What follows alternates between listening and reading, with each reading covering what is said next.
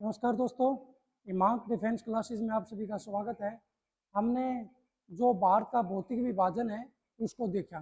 सबसे पहले हमने देखा उत्तर के पर्वतीय प्रदेश, उसके बाद में हमने देखा प्रायद्वीपीय पठारी प्रदेश। अभी हम जो बात करेंगे वो करेंगे मध्यवर्ती मैदानी प्रदेशों की। किसकी करेंगे?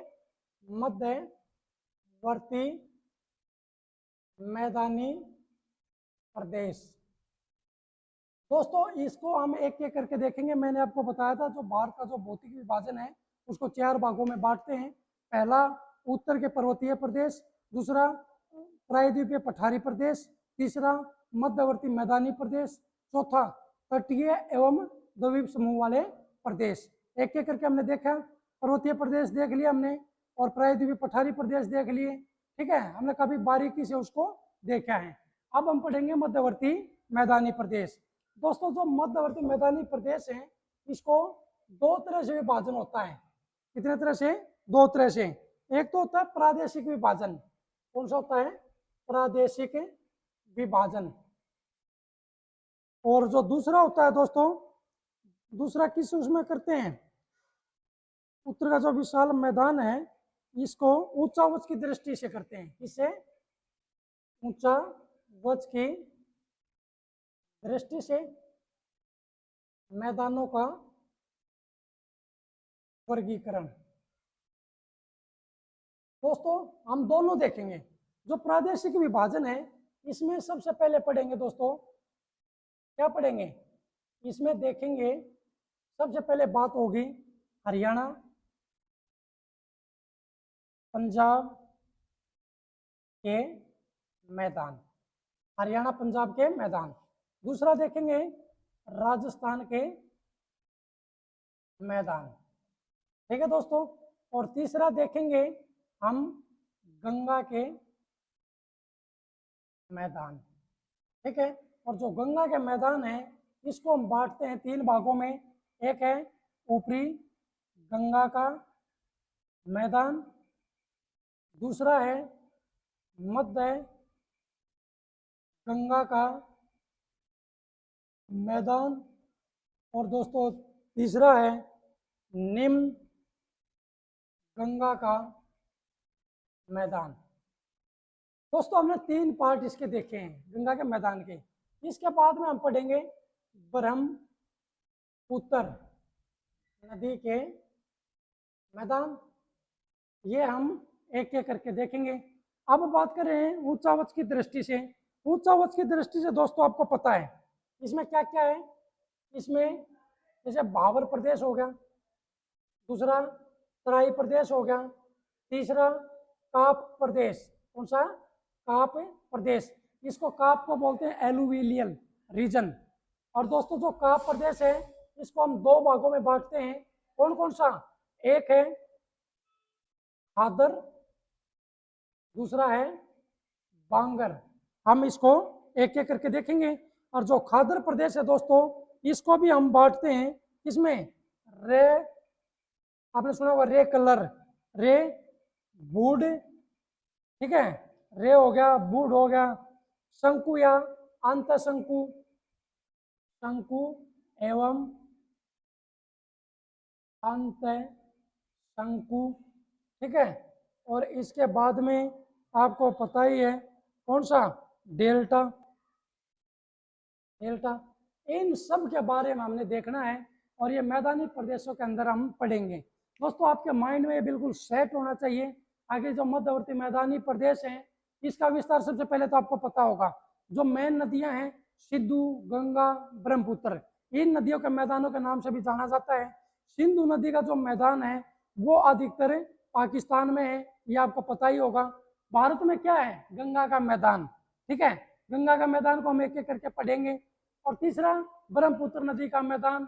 ठीक है, इसको भी हम पढ़ेंगे अच्छे से, क्योंकि कोई भी नदी जब अपने जलोढ़ का निक्षेप करती है तो आपको पता है जो वो निक्षेपण करती है तो वहां पे क्या होगा? एक मैदान का निर्माण होगा। अब दूसरा पार्ट इसका क्या है? ऊंचावच की दृष्टि से मैदानों का वर्गीकरण। दोस्तों जो ऊंचावच की दृष्टि से मैदानों का जो वर्गीकरण है इसको हम बांटते हैं भावर प्रदेश में, तराई प्रदेश में, काप, काप होता है एलुविलियल। ठीक है, उसमें जिसमें खादर और बांगर हो गया। और जो खादर है इसकी टाइप भी रेड है, रे कलर बोलते हैं जिसको, रे एंड कलर। वुड है, शंकु या अंतर शंकु है, और डेल्टा है। क्योंकि आपको पता है जो नदियों का उद्गम स्थल होता है और एक अंतिम स्थल जहाँ पे वो मिलती हैं, जहाँ पे वो सागर या महासागर से जुड़ती हैं, उसको क्या बोलते हैं, डेल्टाई क्षेत्र। ठीक है, ये हम एक एक करके देखेंगे। दोस्तों हमने पढ़ा था, अभी हम क्या देखेंगे, मैदान का प्रादेशिक विभाजन। मैदानों का प्रादेशिक विभाजन, इसको हम सबसे पहले देखेंगे। इसको बांटते हैं दोस्तों, एक है पंजाब एवं हरियाणा, मैदान। और जो दूसरा है दोस्तों वो है राजस्थान का मैदान। एक एक करके हम इसके बारे में देखेंगे। जो पंजाब हरियाणा का मैदान है, आपको पता है सतलुज और यमुना यहाँ जल विभाजक का काम करती हैं। क्या करती हैं, जल विभाजक का कार्य करते हैं, या बोलते हैं वाटर डिवाइडर का काम करती हैं।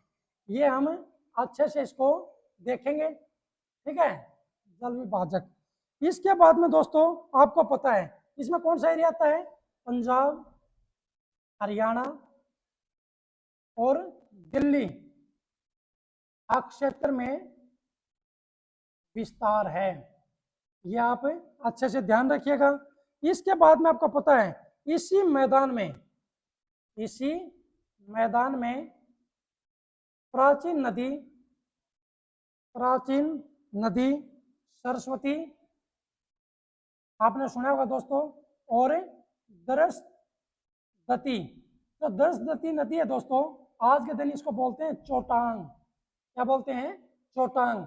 ये इनका भी मैदान है। चोटांग नदियां यहाँ क्या करती हैं, नदियां बहती हैं। जब नदियां बहेंगी तो अपने साथ में मलबा लेके आएंगे, वो डिपॉजिट करेंगे, उससे मैदानों का निर्माण होगा, निश्चित ही बात है। इसके बाद में दोस्तों हम क्या याद रखेंगे, या ये जो सरस्वती और जो दरसदती नदी हैं ये लगभग विलुप्त होने की कगार पे हैं, आप ये जरूर याद रखिएगा। और जो इनका क्षेत्रफल है दोस्तों 1,75,000 1.75 लाख वर्ग किलोमीटर है। 1.75 लाख वर्ग किलोमीटर है, ये आपको याद रखना है। और जो इसकी पूर्वी सीमा यमुना नदी बनाती है। इसकी पूर्वी सीमा क्या बनाती है, यमुना नदी। ये आप जरूर याद रखेगा। और जो मैदान की औसत ऊंचाई कितनी है, मैदान की औसत ऊंचाई दोस्तों 250 मीटर है। कितनी है, 250 मीटर है। ये आप जरूर याद रखिएगा, आपको पता होना चाहिए। पूर्वी सीमा बनाती है, क्या बनाती है, मैंने लिखवाया था, पूर्वी सीमा यमुना। क्या बनाती है, पूर्वी सीमा यमुना। और इसके बाद में हम क्या याद रखेंगे, जो पश्चिमी सीमा है, पश्चिमी सीमा क्या बनाती है, पश्चिम या पश्चिम पूर्व की ओर। इसमें क्या है, मैदान है। ठीक है, और जो अरावली श्रेणियां हैं वो कहाँ है, इसके दक्षिण में।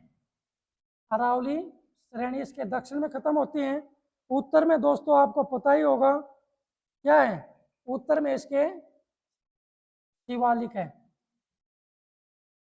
शिवालिक श्रेणियां। उत्तर में इसके शिवालिक श्रेणी है। और पश्चिम में क्या है, पश्चिम में सिंधु नदी का मैदान है। आप ये जरूर याद रखिएगा। इसके उत्तर में शिवालिक है, पूर्व में यमुना बनाती है सीमा, दक्षिण में अरावली श्रेणी है, और पश्चिम में सिंधु नदी का मैदान है जो पाकिस्तान में स्थित है। और जो बाढ़ग्रस्त क्षेत्र है दोस्तों, इसमें आपको पता होगा जो ये मैदान है इसमें क्या होता है, एक तो प्राचीन बाढ़ग्रस्त क्षेत्र है, उसको तो बोलते हैं दोस्तों बांगर। क्या बोलते हैं, बांगर। और जो नवीनतम बाढ़ग्रस्त नक्षत्र हैं, नवीनतम बाढ़ग्रस्त नक्षत्र, दोस्तों इसको क्या बोलते हैं? इसको बोलते हैं खादर। इसको क्या बोलते हैं? खादर। आप ये जरूर याद रखिएगा। दोस्तों जो इसकी खादर की अधिकतम चौड़ाई कितनी है? 10 से 12 किलोमीटर। 10 से 12 किलोमीटर अधिकतम चौड़ाई। दोस्तों आपको पता है ज़्यादा हरियाणा में बाढ़ आती नहीं है, थोड़ी बहुत जो बाढ़ आती है यमुनानगर अम्बाला साइड में आती है, और वो बेल्ट है 10 से 12 किलोमीटर की, जहाँ पे बाढ़ आती है, जहाँ पे खादर क्षेत्र पाया जाता है। ये आप जरूर ध्यान रखिएगा। दोस्तों आपको पता होगा इन क्षेत्रों को क्या कहा जाता है? जो बाढ़ग्रस्त हैं इनको कहा जाता है बेट। क्या कहा जाता है? बेट भूमि कहते हैं। आप ये इसको जरूर याद रखिएगा, बेट भूमि इसे कहा जाता है। और दोस्तों यहाँ पे आपको पता ही होगा कौन कौन सी नदियाँ बहती हैं सतलुज और यमुना के बीच में? सतलुज और यमुना के बीच बहुत सारी नदियाँ बहती हैं, जैसे घग्गर, ठीक है, सतलुज, यमुना, घग्गर नदी बहती है। आप इसको बिल्कुल दिमाग में रखना है। और इसके बाद में जो है मैदान है, इसके निर्मित भूमि है, जो नदियों द्वारा अपर्दन होता है इन क्षेत्रों में, नदियों द्वारा अपर्दन भूमि को क्या कहा जाता है? चोस। चोस कहा जाता है। क्या कहा जाता है? चोस। आप ये जरूर याद रखिएगा। और बांगर में क्या मिलता है? दाया और बेट। बांगर में क्या मिलता है? दाया और बेट ये मिलते हैं। आप इसको अच्छे से एक्सप्लेन करना है, अच्छे से दिमाग में स्टोर रखना है। और आपको बता देता हूं, दक्षिण के जो पूर्व भूभाग हैं, दक्षिणी पूर्वी भूभाग में क्या मिलता दोस्तों? मालवा का पठार मिलता है। आप इसको जरूर याद रखिएगा। अभी हम बात करते हैं राजस्थान के मैदान की। दूसरा बात करते हैं दोस्तों राजस्थान का मैदान का। किसकी? राजस्थान का मैदान। दोस्तों इसका क्षेत्रफल पता होना चाहिए, सेम वही है, 1,75,000 वर्ग किलोमीटर है। आप इसको ध्यान रखिएगा। ये दोस्तों यहाँ पे क्या है? यहाँ अरावली श्रेणी, जो अरावली श्रेणी है के बीच, अरावली श्रेणी एवं पश्चिम के बीच इसका विस्तार है। ठीक है, हम बात कर रहे हैं दोस्तों। और इसका जो विस्तार है वो कहाँ तक है? पाकिस्तान तक। कहाँ तक है? पाकिस्तान तक।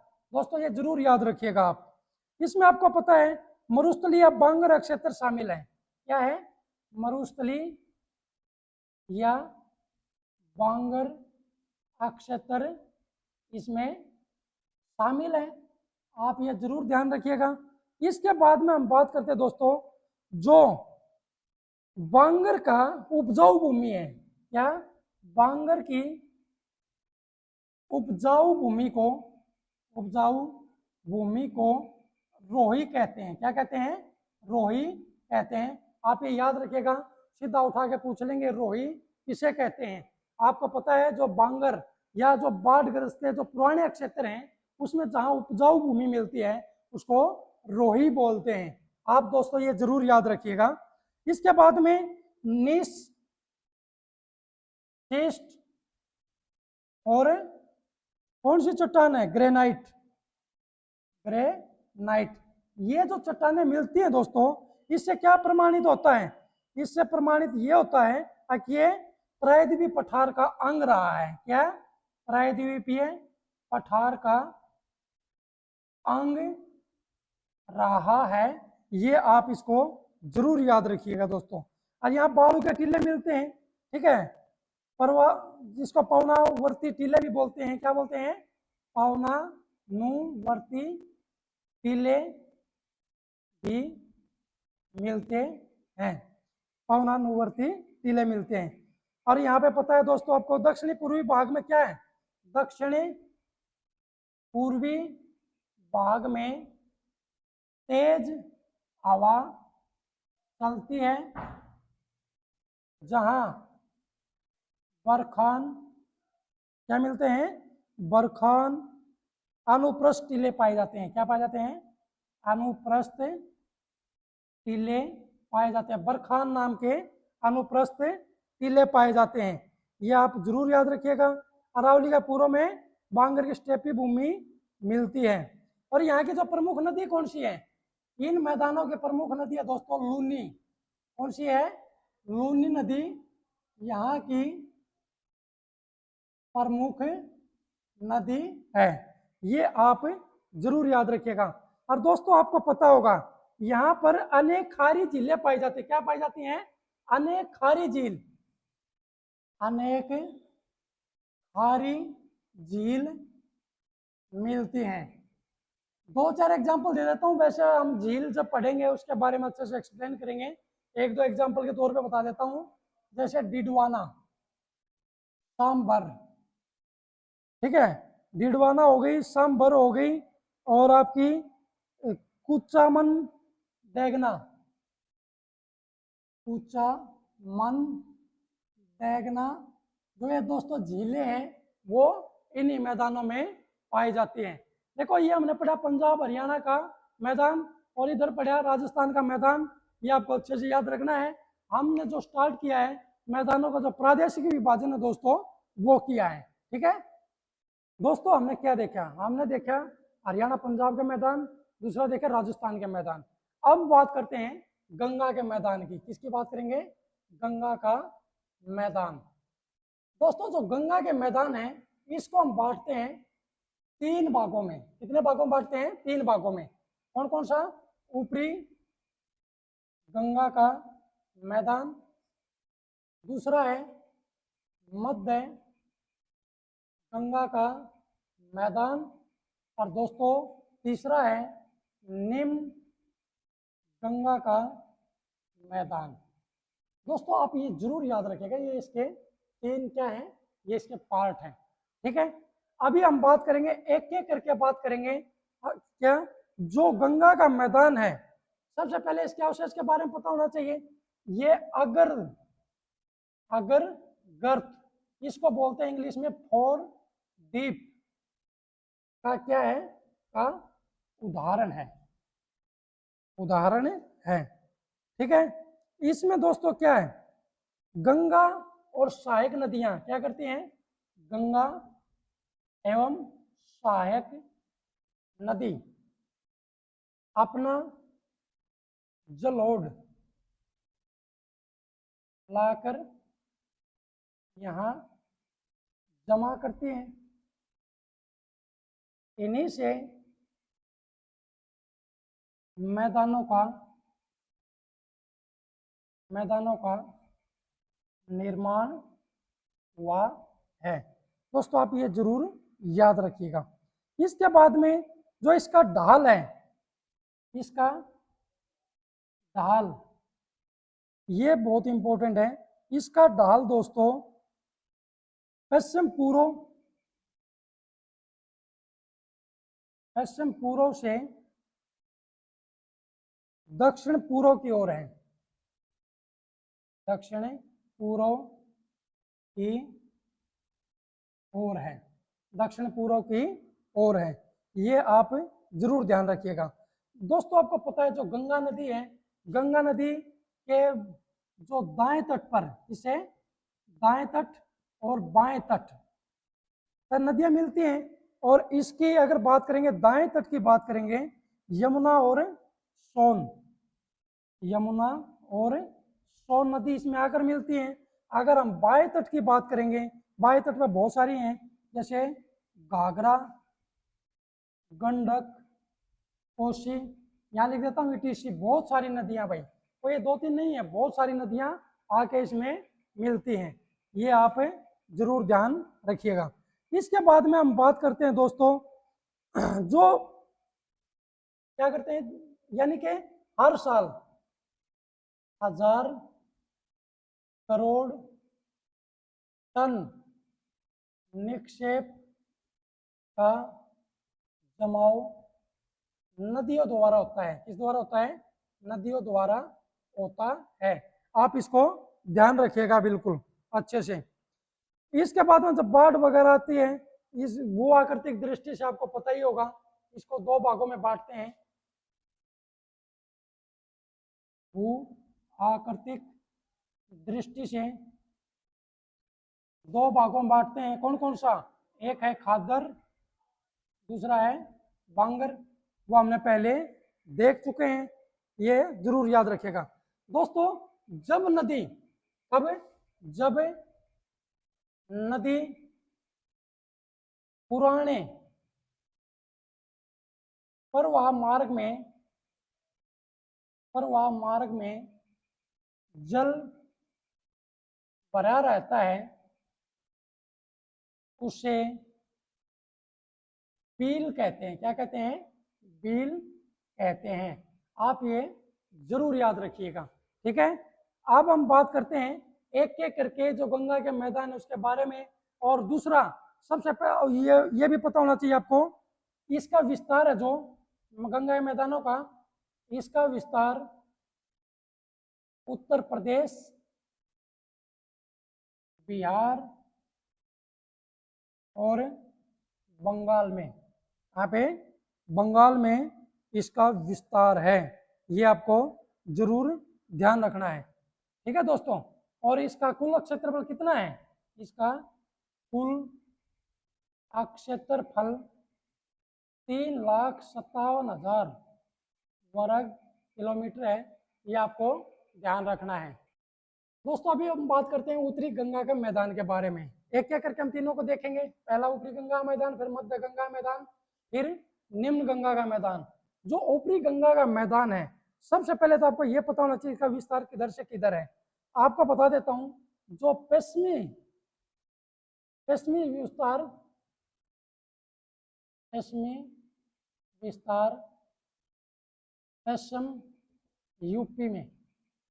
पश्चिम यूपी में आपको याद रखना है। इसका विस्तार कहाँ है ऊपरी गंगा मैदान का? वो है, इधर ले लेता हूँ, ऊपरी गंगा विस्तार है, इसका विस्तार पश्चिम उत्तर प्रदेश में है। कहाँ पे? पश्चिम उत्तर प्रदेश में। आप ये जरूर याद रखिएगा। इसके बाद में हम बात करते हैं दोस्तों, इन मैदानों की उत्तरी सीमा, कौन सी? उत्तरी सीमा शिवालिक की पहाड़ी है, ठीक है, आप ये ध्यान रखिएगा।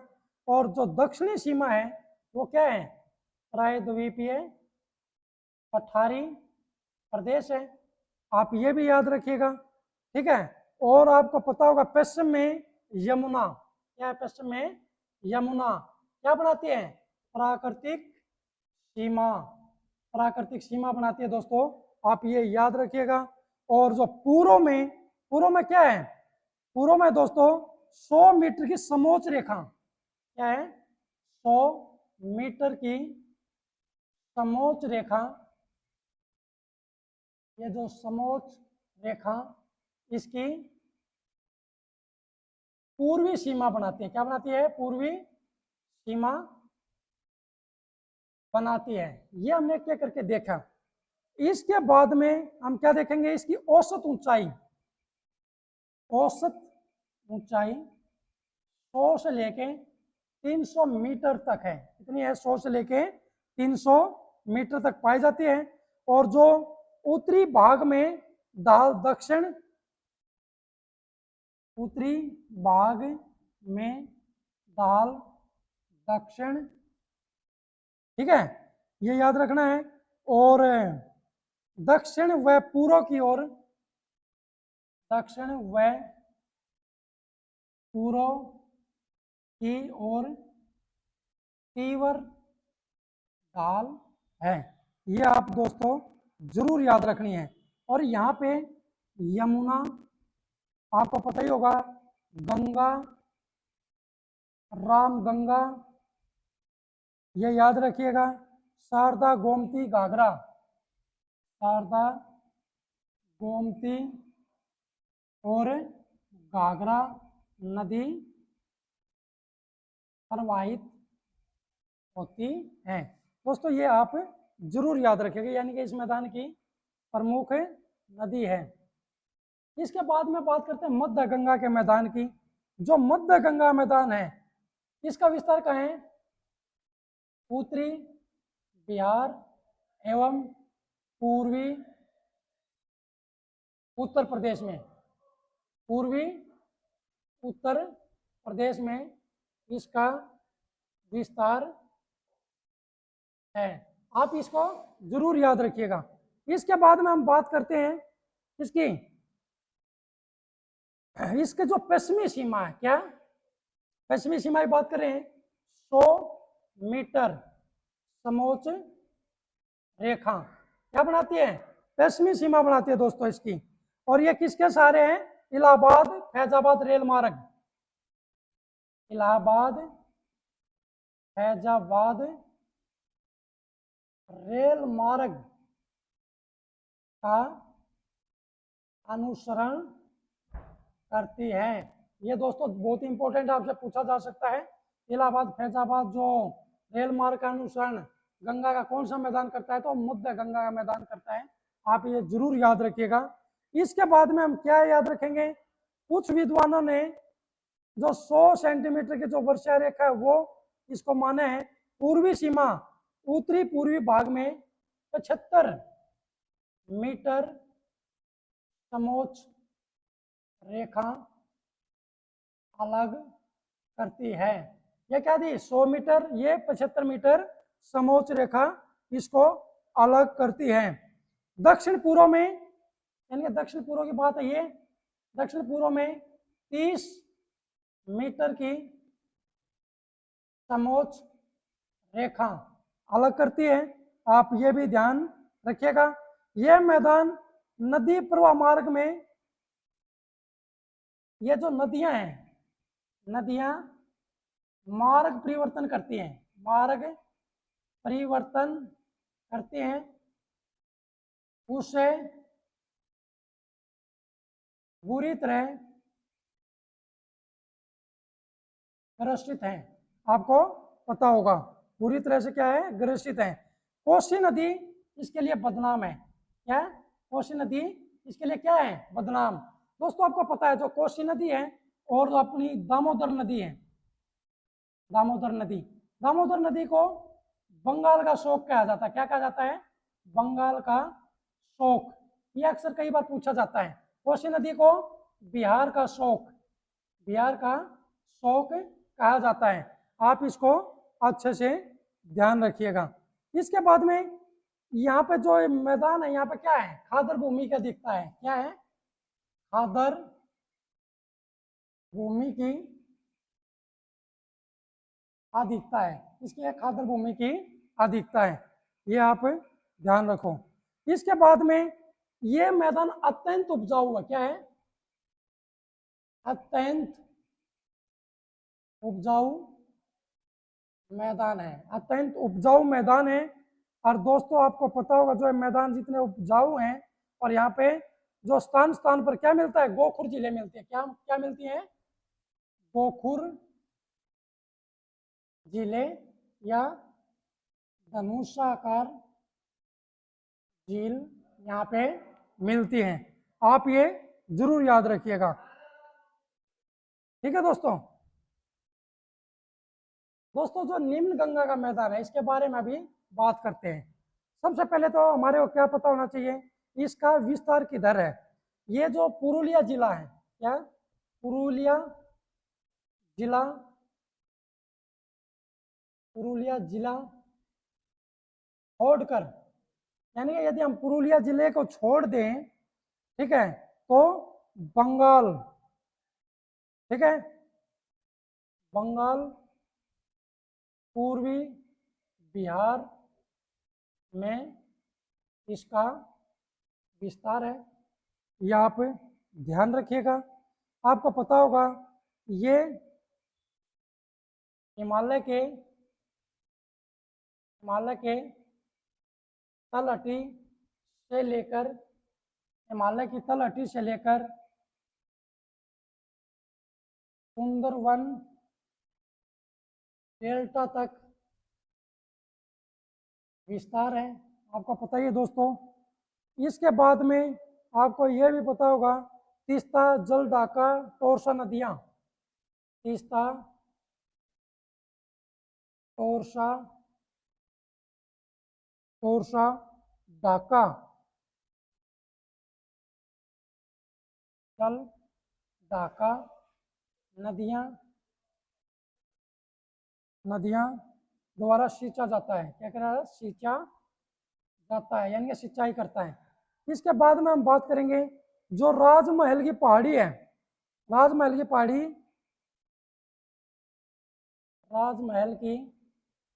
पहाड़ी में संकरा मैदान है। ठीक है, राजमहल की पहाड़ी में क्या है? संकरा मैदान है। आपको पता होगा दोस्तों, ये इसका जो निर्माण हुआ था वो प्लीस्टोसिन काल में हुआ था। किसमें हुआ था? प्लीस्टोसिन काल में। प्लीस्टोसिन काल में इसका निर्माण हुआ। ये आपको जरूर याद रखना है। और यहाँ पे क्या है? नवीनतम काप यानी एलुवियल, नवीनतम काप प्रदेश है, क्योंकि साल भर क्या है? नदियां यहाँ पे जलोढ़ का निक्षेप करती रहती हैं। और समुद्र तल से 50 मीटर ऊंचा है। समुद्र तल से 50 मीटर ऊंचा है। ये आप जरूर याद रखिएगा। इसके बाद में ये दलदली युक्त है, आपको ये पता होना चाहिए। डेल्टा के ऊपरी भागों में, डेल्टा के ऊपरी भागों में, डेल्टा का जो ऊपरी भाग है उसमें कुछ टीले मिलते हैं जिसे चार कहते हैं। आप ये जरूर याद रखिएगा। दो डेफिनेशन, चार और बील, ये दोनों याद रखिएगा। डेल्टाई प्रदेशों से इनका संबंध है। ठीक है। और आपको पता होगा जो जल से भरी रहती है उसको क्या बोलते हैं? बील बोलते हैं। ठीक है दोस्तों हमने प्रादेशिक विभाजन इसका देखा है। और जो प्रादेशिक विभाजन में हमने हरियाणा पंजाब का भी देख लिया, राजस्थान का मैदानों का भी देख लिया, गंगा के मैदानों का भी देख लिया। जो प्रादेशिक विभाजन में जो अंतिम बचता है वो बचता ब्रह्मपुत्र नदी का मैदान। किसका? ब्रह्मपुत्र नदी का मैदान। ब्रह्मपुत्र नदी का मैदान, ये आप जरूर याद रखिएगा। इसको क्या बोलते हैं? असम घाटी भी कहते हैं। इसे क्या कहते हैं? असम घाटी भी ब्रह्मपुत्र के मैदान को कहते हैं। आपको पता होगा यह मेघालय पठार और यह मेघालय पठार और हिमालय के बीच में है। ये तो आपको पता ही है दोस्तों। ठीक है। आपको पता होगा यहाँ पे भारी मात्रा में मिट्टी लाकर क्या करती है? एकत्र। यहाँ नदी भारी मात्रा में मिट्टी लाकर निक्षेप करती है। ये आपको पता ही होगा। ठीक है। और कहीं कहीं तो क्या होगा? कहीं तो द्वीप का निर्माण हो गया। जब निक्षेप, एक बार तो जब कोई भी नदी है ऊंचे स्थानों से जलोढ़ को लेके आएगी और निम्न स्थानों पर उसको डिपॉजिट करेगी, निक्षेप करेगी, तो क्या होगा? वहां पे कुछ ऐसी कंडीशन बन जाएगी ताकि जो कुछ क्षेत्र सूखा बच जाएगा और उसके चारों ओर क्या आएगा? जलधारा बहेंगी। और जो सूखा क्षेत्र होगा इसको क्या बोल दिया? द्वीप। और द्वीप की डेफिनेशन बता देता हूं मैं। वह सतलखंड जिसके चारों ओर जल भरा रहता है उसको द्वीप बोलते हैं। आपको पता होगा विश्व का सबसे बड़ा नदी द्वीप वो यही है। क्या नाम है? माजुली। क्या है? माजुली। ये क्या है? दुनिया का सबसे बड़ा नदी द्वीप है दोस्तों, नदी द्वीप है। और ये आसाम में पड़ता है। और कौन सी नदी बनाती है? ब्रह्मपुत्र नदी इसका निर्माण करती है। ये आप जरूर याद रखिएगा। और जो ये मैदान है, सदिया के निकट ये मैदान में मैदानों प्रवेश करती है। ब्रह्मपुत्र नदी वैसे तो हम देखेंगे, लेकिन थोड़ा बता देते हैं। ब्रह्मपुत्र नदी है जो सदिया के पास मैदानों में प्रवेश करती है। आप ये जरूर याद रखिएगा। और आपको यह भी पता होगा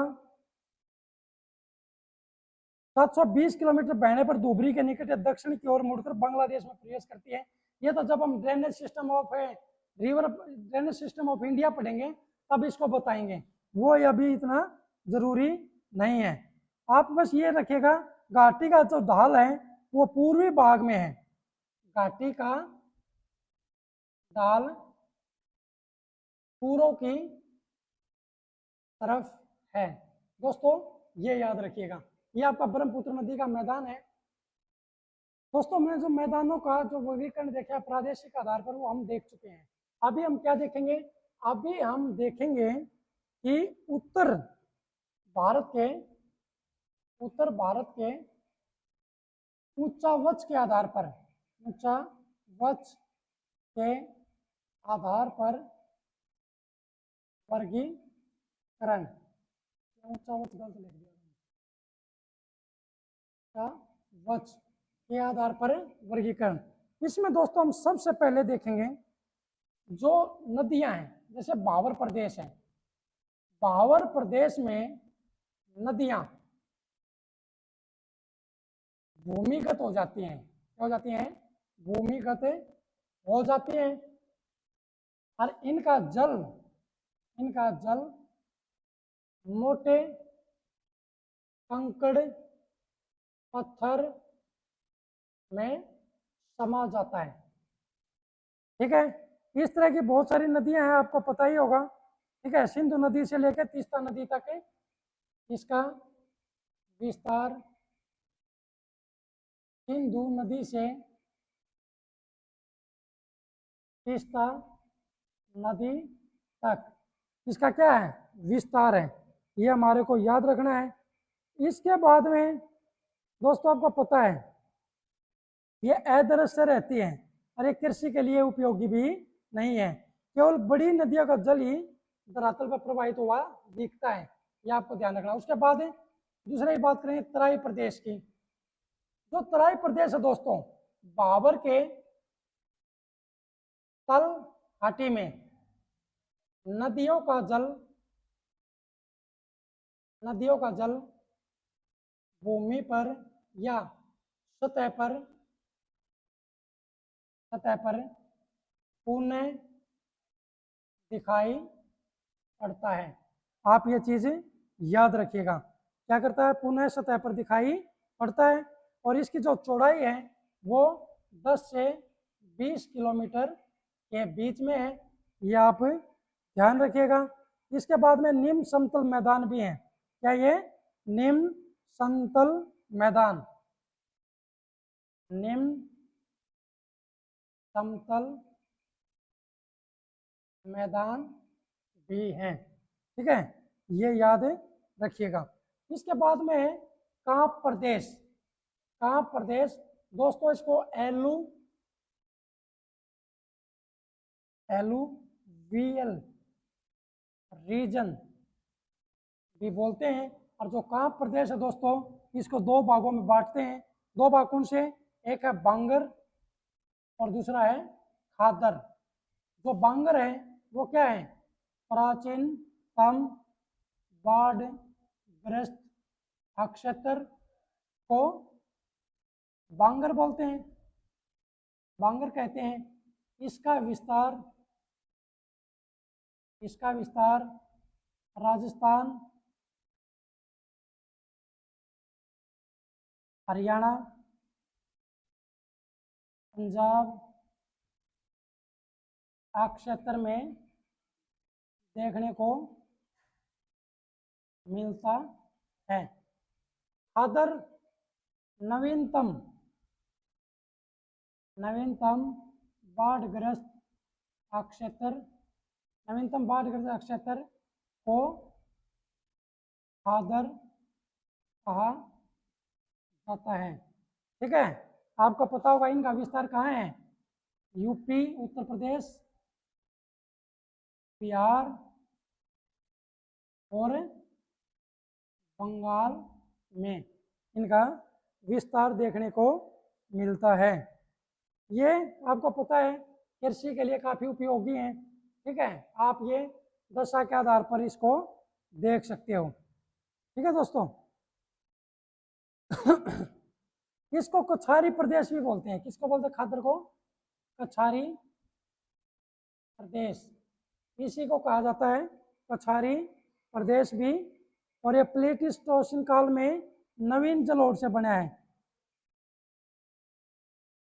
ये प्लेटिस्टोसिन काल में नवीन मिट्टी से बना है। ये आप दोस्तों जरूर याद रखिएगा। और इसके बाद में जब बांगर की अगर बात करेंगे, ये क्या है इसका निर्माण? प्राचीन मिट्टी प्लेटिस्टोसिन काल की, ये आप जरूर याद रखिएगा। इसके बाद में हम बात कर लेते हैं इन्हीं से समस्या ये खादर बांगर से। जब पानी खड़ा रहता है तो उसके बाद में लवणीकृत जो लवण है वो बढ़ना शुरू करते हैं, उससे रे का निर्माण हुआ है। एक एक करके थोड़ा थोड़ा इसके बारे में भी हम देख लेते हैं। सबसे पहले हम बात करते हैं रे की। हरियाणा पंजाब में बहुत सारी समस्या आ रही है, क्योंकि आपको पता है बांगर प्रदेश है और यहाँ पे जो नदियों यानी कि यहाँ पर जो सिंचाई है वो ट्यूबवेल वगैरह नहरों द्वारा की जाती है। और जो नहरों का जल है वो जमीन में लंबे समय तक गिरा रहता है। और जब वहाँ पे जो मिट्टी है वो लवण जो वो है एक्सेप्ट कर लेती है, और जब वो लवणीकृत मृदा हो जाती है उसको रे कहा जाता है। एक बार रे के बारे में देख लेते हैं। जहाँ सिंचाई की अधिकता है, सिंचाई की अधिकता वाले क्षेत्रों में, सिंचाई की अधिकता वाले क्षेत्रों में नमकीन सफेद परत चढ़ जाती है, उसे रेह कहा जाता है।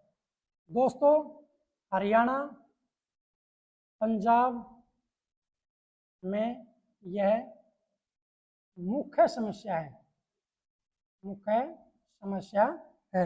आप ये जरूर याद रखिएगा। इसके बाद में हम बात करते हैं बूढ़ की। बूढ़, ये बूढ़ में क्या है? जो बांगर मिट्टी है दोस्तों, बांगर मिट्टी में जहां आवरण अक्ष ज्यादा है या ऊपरी मिट्टी नष्ट हो चुकी है, उसे बूढ़ कहते हैं। क्या कहते हैं? उसे बूढ़ कहते हैं। यहाँ पे दोस्तों क्या जो बूढ़ है, यहाँ पे क्या है? बालू के ढेर हैं। क्या है? बालू के ढेर हैं। बालू के ढेर हैं तो आपको पता है ये कहाँ पे मिलते हैं? गंगा नदियों के प्रवाह के बीच में, गंगा और रामगंगा नदियों के प्रवाह के बीच में ये देखने को मिलते हैं। ठीक है, और यहाँ पे इसका जमाव है। अगर बात करेंगे उत्तर प्रदेश का, यूपी का मुरादाबाद और जो बिजनौर जिला है, वहाँ पे बूढ़ देखने को मिलते हैं। दोस्तों, अभी हम बात करते हैं शंकु और दूसरा अंत शंकु। इन दोहे की बात करते हैं। आपको पता है जो मैदान है, मैदान कैसे बने हैं? मैदान नदियों के निक्षेप से बने हैं, निक्षेप से बने हैं, ये आपको पता ही होगा। निक्षेप के परिणाम स्वरूप आपको पता जो जल और पंख हैं वह शंकु है, अंत शंकुओं का निर्माण हुआ है। इनसे शंकु, जल और शंकु और अंत शंकु का निर्माण हुआ है। शंकु, अंत शंकु, इनका निर्माण हुआ है। आपको पता है शंकुओं का जो आधार है वो दक्षिण मैदान की तरफ है। शंकु का आधार इधर है, यानी कि अगर इस तरह की बात करेंगे तो आधार क्या होगा? ये हो गया आधार। इधर है ये दक्षिण मैदानों की तरफ, दक्षिण मैदान की तरफ। ये तो मैंने त्रिभुज बनाया है लेकिन आधार बताना था, ठीक है? ये तो त्रिभुज बना हुआ है, ट्रायंगल। तो दक्षिण मैदान की तरफ क्या है? इसका आधार है। इसके बाद में जो मैदानों की तरफ है और शीर्ष किधर है? पहाड़ियों की तरफ। जो इसका शीर्ष की बात करेंगे वो किधर है? पहाड़ियों की तरफ। ये क्या है? ये शंकुओं की आकृति के बारे में बात करते हैं और जो नदियां हैं वो इसमें बहती हैं। और जो ये क्या है? इसका ढाल क्या होता है? उत्तल ढाल प्रकार। अभी अब अंतःशंकुओं की बात करेंगे। अंतःशंकुओं में क्या है दोस्तों? अंतःशंकु में सारी की सारी कहानी इसके विपरीत है। इसमें अवतल ढाल और इसका आधार उत्तर की तरफ और शीर्ष दक्षिण की तरफ। इससे क्या बना? अंतःशंकु के बारे में। ये आपको ध्यान देना है दोस्तों। ये अपना क्या था? ये थे हमारे मैदानी प्रदेश, इसको देखना है। ये मैंने कंप्लीट करा दिए हैं इसी वीडियो में। तो मिलते हैं नेक्स्ट वीडियो में।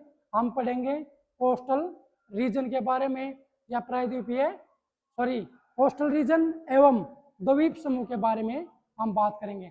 तब तक धन्यवाद।